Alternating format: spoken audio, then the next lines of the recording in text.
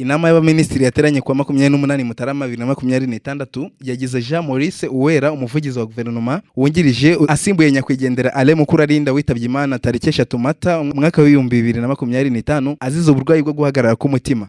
Dore bimwe mu by'ingenzi wamenya kuri Uwera Jean Maurice wagizwe umuvugizi wungirije wa guverinoma. Ubusanzwe uyu mugabo Uwera Jean Maurice yize itangazamakuru n'itumanaho mu ishuri rikuru Gatolika rya Kabgayi Iseka riherereye i Muhanga mu majyepfo y'u Rwanda. Afite uburambe bw'imyaka 14 mu itangazamakuru n'itumanaho, yakoreye ibitangazamakuru bitandukanye birimo Flash FM, RBA aho yakoraga kuri televiziyo y'u Rwanda ndetse na SKFM yarabereye umuyobozi n'ibindi bigo bitandukanye. Ikindi Jean Maurice ni umuhanga mu yamamaza bikorwa, ni umuvandimwe w'umuhanzi Jay Polly witabye Imana muri 2021, akaba yaranafashije benshi mu bahanzi by'umwihariko abo mu njyana ya rap gukora umuziki no kumenyekana.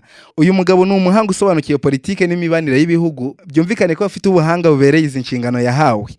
Uwera Jean Maurice nyuma yo kugirwa umuvugizi wungirije wa guverinoma mu butumwa yatanze yavuze ko yari adasinziriye nyuma yo guhabwa izi nshingano, ndetse avuga ko zimwe mu ntego ze ari uko imbuga nkoranyambaga zigirwa monetize mu Rwanda abazikoresha bakinjiza amafaranga nk'uko mu bindi bihugu bimeze. Ibi bikaba ari bimwe muri byinshi azageza ku banyarwanda. Tubonereho rero no kumwifuriza imirimo myiza agiye gutangira.